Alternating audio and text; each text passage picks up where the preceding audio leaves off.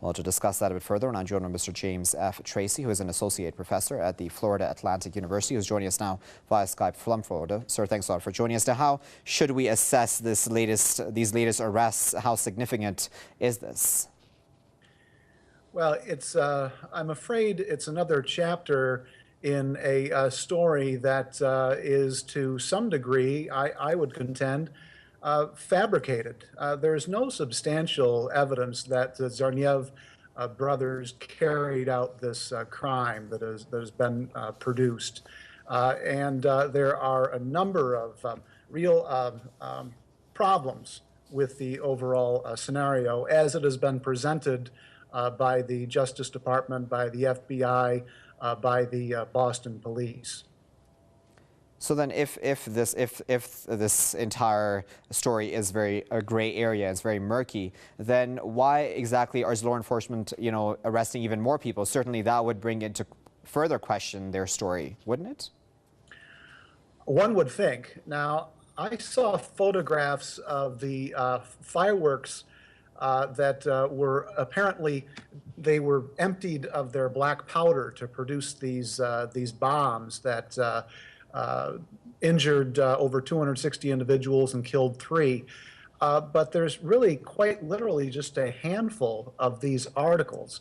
So unless there are more, it's fairly difficult to believe that these are this is what the powder actually came from. Of course, this is all fairly recent. Now, maybe there are more photos that I have not seen, but it's somewhat difficult to believe the extent to which I think the authorities and major media in the U.S. believe the public are gullible and are willing to accept a story such as this. So again, I will be very suspicious of what we see from here on out. I want to play devil's advocate for a moment and ask you about, you mentioned the public being gullible. Is it gullible, though? Is it accepting the story that it is presented by the authorities in this case? Not completely, but I think that unfortunately a majority are.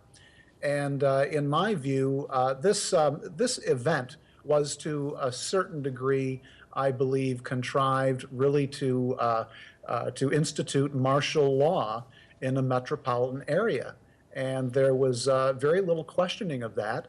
We also have a case of violation of due process. Someone is innocent until they're proven guilty. In this instance, these individuals were tried in the court of public opinion. They were guilty, and they have to be proven innocent. Now, if that's a precedent for the rest of the citizenry in the United States, then we're in a very sorry state indeed. All right, we'll have to leave it there for now, but of course we do appreciate your insight. That was Mr. James F. Tracy speaking to us live from Florida.